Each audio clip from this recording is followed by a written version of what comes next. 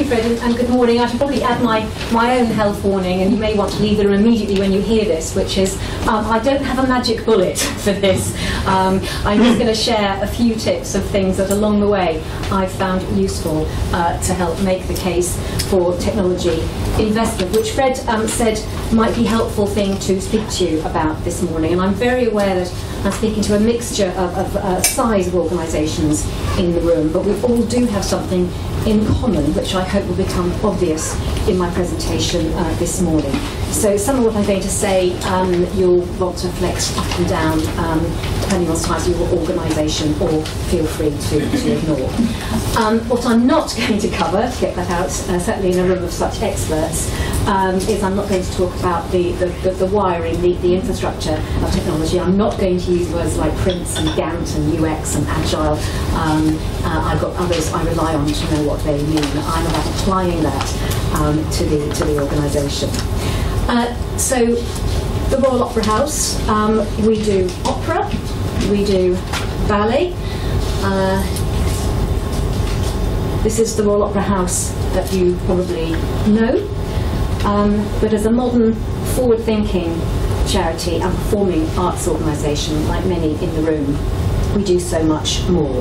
We nurture future audiences, we nurture our future talent pipeline, and we have two homes. We often talk about that we have two stages at the Royal Opera House. We have the main stage and our small Limbury Theatre, which is undergoing a major refurbishment at the moment. But we also have two homes. We have the second important home out at Thurrock in Purfleet, where we have this production workshop and also a new costume centre. And it's where a significant proportion of our artistic talent work. At Thurrock we make and build our own sets. We have scenic artists working, and we employ over 50 craftsmen and women in Thurrock and over 20 apprentices. So all this adds up to the Opera House of today. Some of the stats you're probably familiar with. The context within which we operate in terms of the size and the history of the organisation. We're probably big in terms of the subsidised performing arts organisations. We're probably sort of middle ranking in terms of where we sit in the top 100 charities, and we will probably be considered an SME in terms of business. And there are three different contexts depending on which audiences you're speaking to, particularly when you're thinking about investment and looking forward, and quite a long history as well, including, which not a lot of people know, that in 1941 it was John Maynard Keynes, the important economist, who set up the Arts Council straight after the Second World War, and made the case right back then the importance of public subsidy for culture when the whole nation was going through great times of austerity. So the argument was made right back after the Second World War about the importance of culture in our everyday lives. So getting to the meat of my presentation, and I put a slide on governance here. It's really vital to understand this, how it works for your organisation, for various and some obvious reasons, but especially when seeking investment.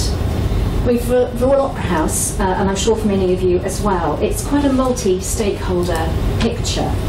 And one of the most important things, thinking about the bottom right-hand stakeholder regulator, the Charity Commission, is charitable funds can only be used for charitable purposes.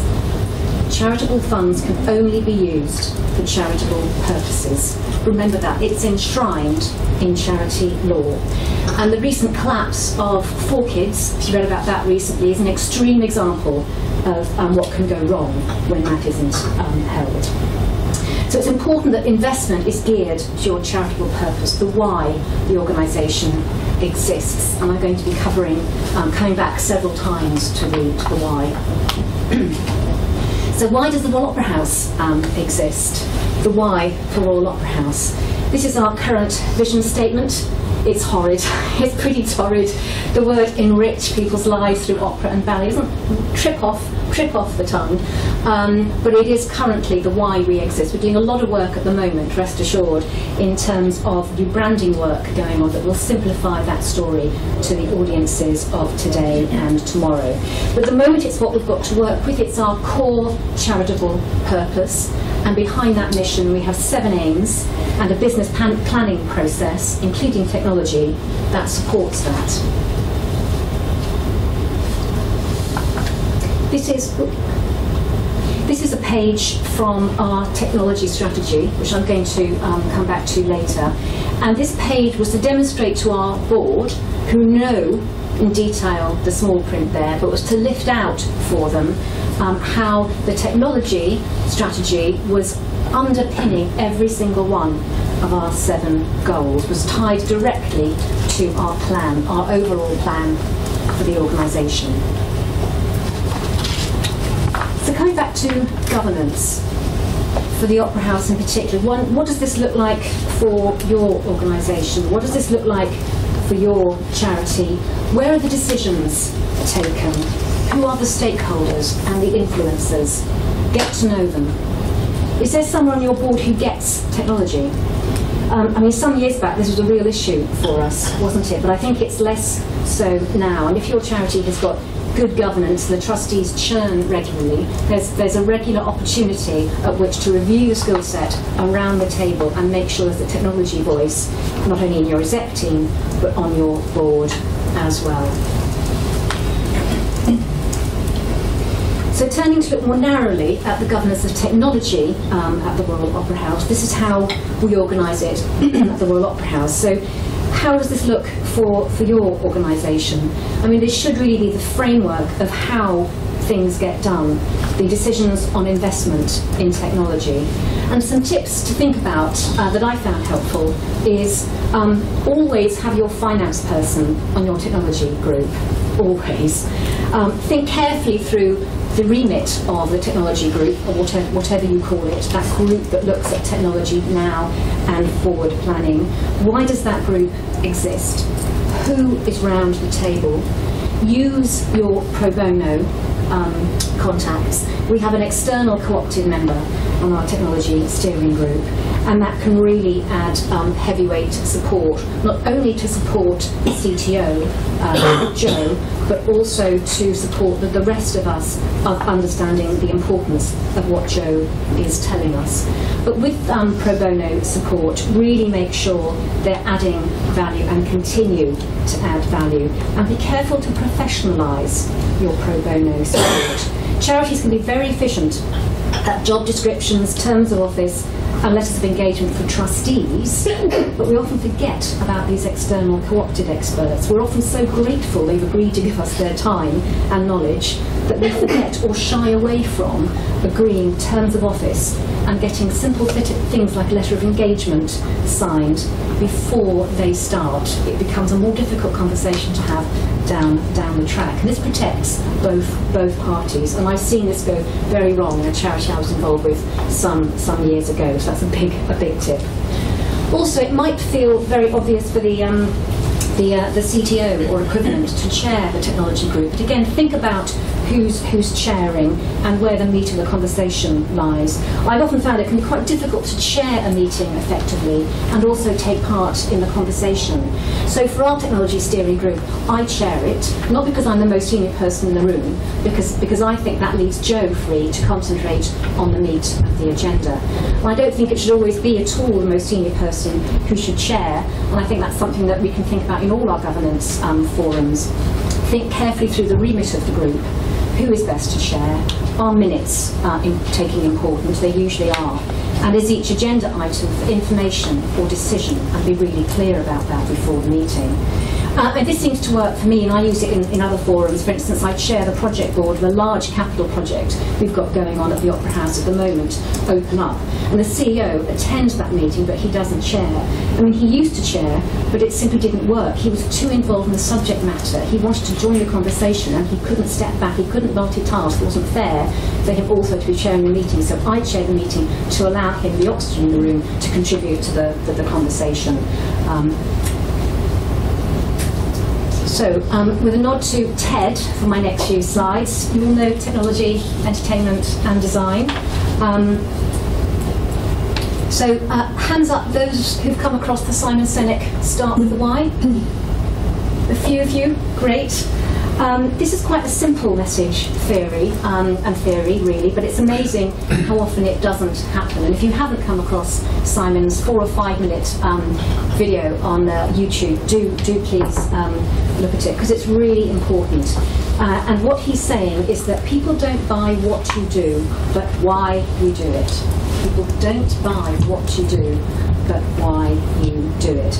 And he uses a very obvious example, which is Apple, in terms of how they start with the why and then move out to the what. And so many organisations do it in the other direction. And Apple say, everything we do, we believe in challenging the status quo. And that is talking directly to the part of the brain that controls decision making. So start with why. I'm quite passionate about this, and it extends into many different parts of our working lives in influencing people. For example, I'm a real stickler for reports, particularly board papers, always starting with, number one, purpose of the paper. Why am I, as a trustee, in a busy life, why am I reading this paper? And you often get through the paper, then come back and write the purpose and the exec summary at the end, and that's right, I think, but don't forget it. If I'm a busy board member, or the person you are trying to influence to make a technology decision, you need them to know right at the outset why they are there and why they are reading the paper. I see time and again very good papers and reports and presentations that don't get the focus and attention they deserve because of that very simple thing missing, and it can result in the conversation veering off where you didn't want it to go. To make the purpose really clear at the outset, that can help.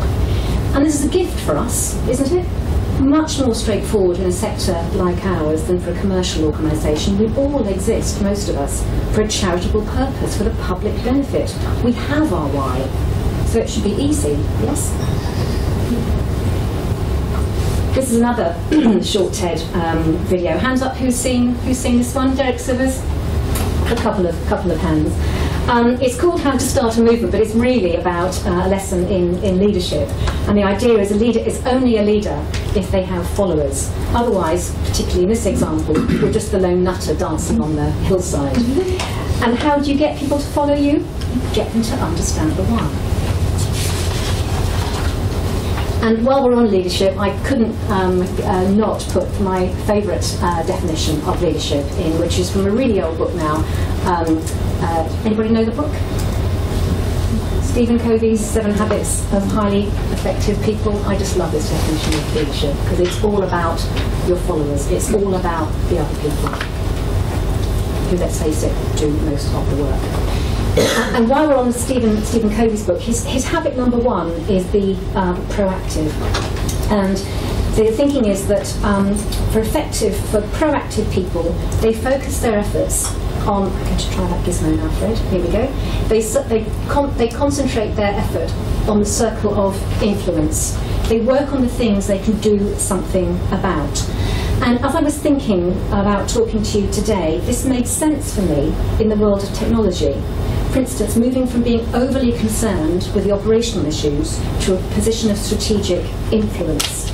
We all know the basics have to be fixed to allow the confidence to invest in a forward strategy.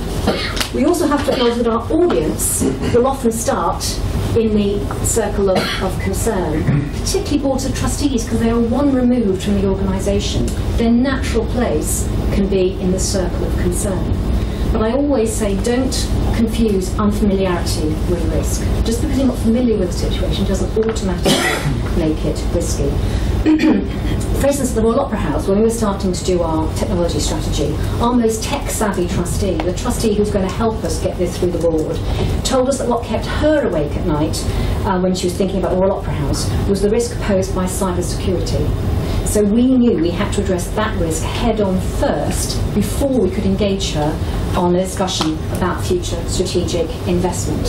So think about how you reduce your circle of concern and increase your circle of influence. So at ROH, we have a technology strategy now. It's tailored for different audiences. So there was a very detailed 38-page report that went to the Technology Steering Group, the Exec and the Finance and Operations Subcommittee of the Board, but a short, colourful, impactful 16 PowerPoint slides that went to the Board. And we had these 3 principles, which I must give credit to Joe for, which is to transform the Royal Opera House for digital leadership, to grow and protect income by appropriate investment in technology, and run efficient services and manage their risks, particularly cyber security.